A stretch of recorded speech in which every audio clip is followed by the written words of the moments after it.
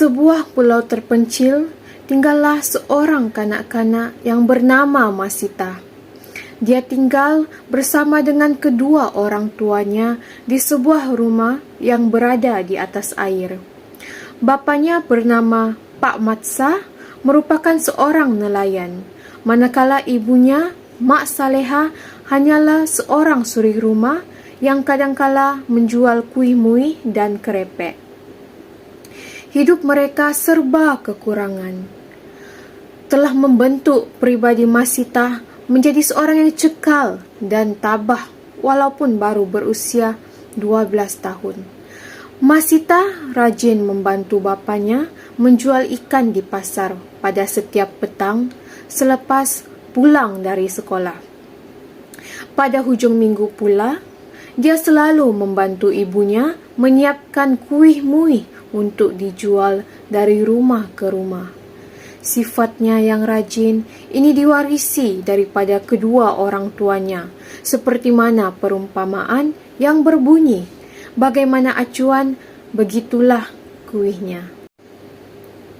Masita merupakan murid tahun 6 di Sekolah Kebangsaan Pulau Gaya. Meskipun bukan daripada golongan yang serba ada, namun tidak menghalangnya untuk menjadi salah seorang murid cemerlang. Dia juga tersenarai dalam kalangan murid target 6A dalam ujian peperiksaan sekolah rendah UPSR. Bukan sahaja pintar dalam pelajaran, dia juga bijak mengambil peluang dengan menjual kerepek hasil buatan ibunya untuk mendapatkan wang tambahan bagi menampung kehidupan keluarganya. Keadaannya ini yang menyebabkan dirinya sering menjadi bahan ejekan rakan-rakan di kelasnya. Kulitnya sedikit gelap kerana sering terdedah dengan sinaran matahari, dek membantu ayahnya di laut.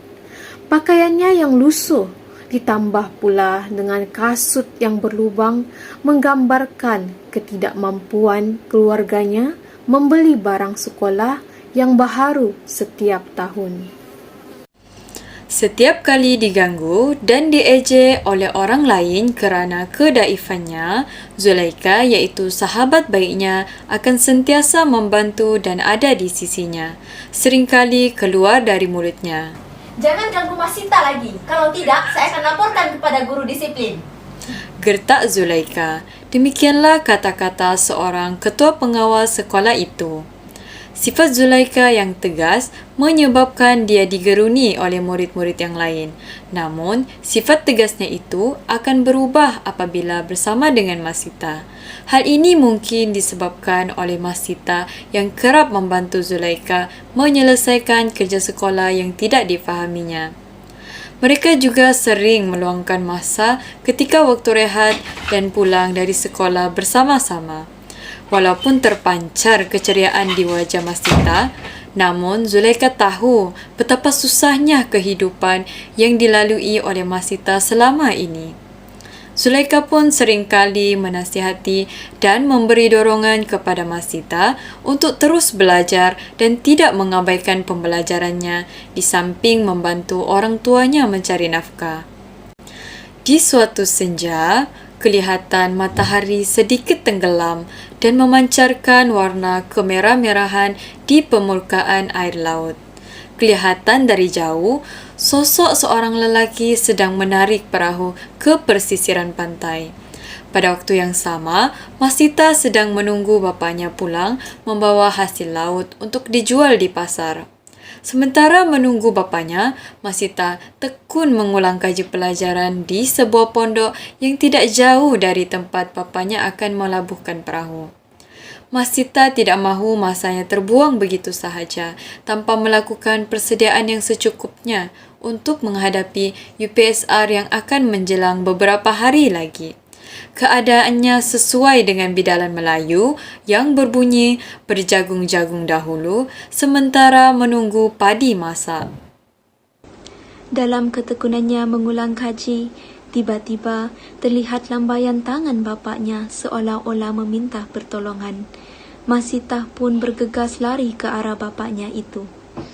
Alangkah terkejutnya dia apabila melihat kaki bapaknya berlumuran darah kerana disengat ikan berbisa.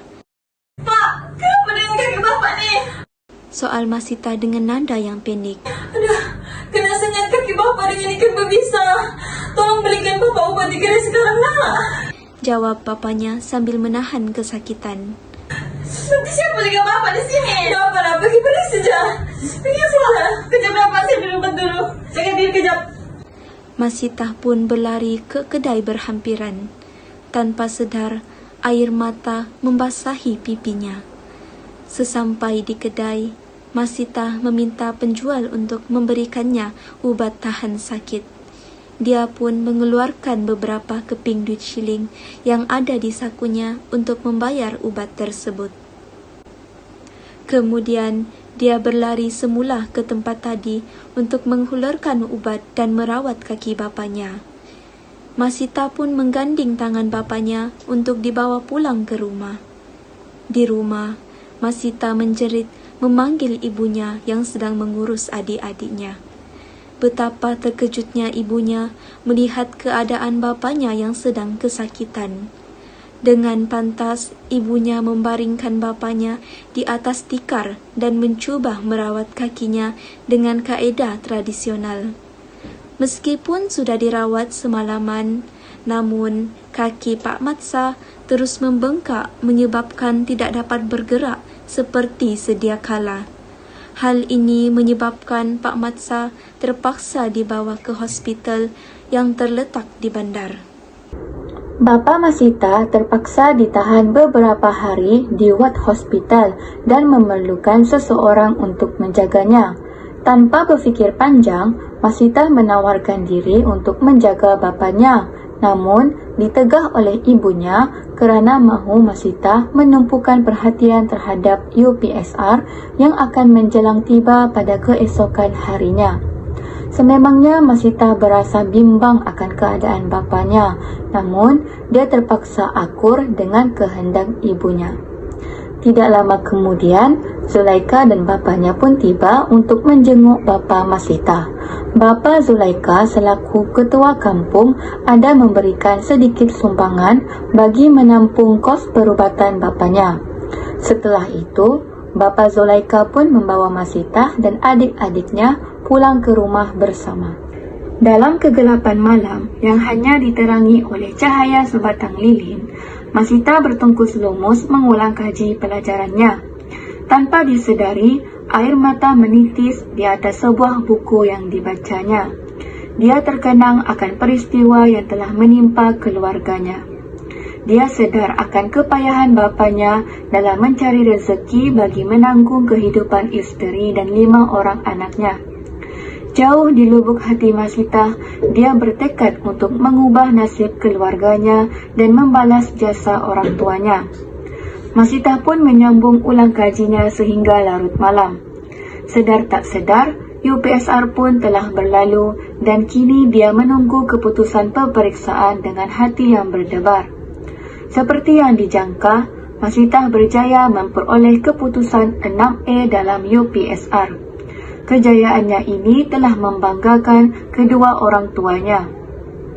Menitis air mata Pak Samin dan Mak Salihah tatkala mengetahui anaknya mendapat keputusan yang cemerlang.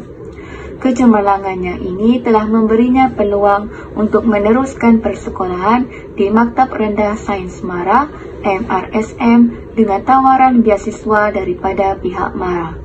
15 tahun kemudian, Masita telah membuktikan bahawa dirinya juga mampu mengubah nasib keluarga meskipun dibesarkan oleh seorang nelayan. Kini dia memiliki sebuah syarikat perusahaan yang terkemuka di negara Malaysia, iaitu syarikat Gamatsa. Syarikat ini bertapak di Sabah dan mempunyai cawangan di seluruh negeri di Malaysia. Bukan itu sahaja, syarikat ini juga telah berkembang sehingga ke peringkat global seperti Indonesia, Singapura, Brunei dan Thailand. Kejayaannya ini telah menampilkan Masita sebagai salah seorang daripada 10 usahawan muda terbaik di Asia Tenggara. Kejayaan yang telah dikecapi ini telah mampu memberikan kehidupan yang mewah dan selesa untuk keluarganya, sehingga orang tuanya tidak perlu lagi membanting tulang bagi menyara keluarganya. Usahanya selama ini akhirnya membuahkan hasil.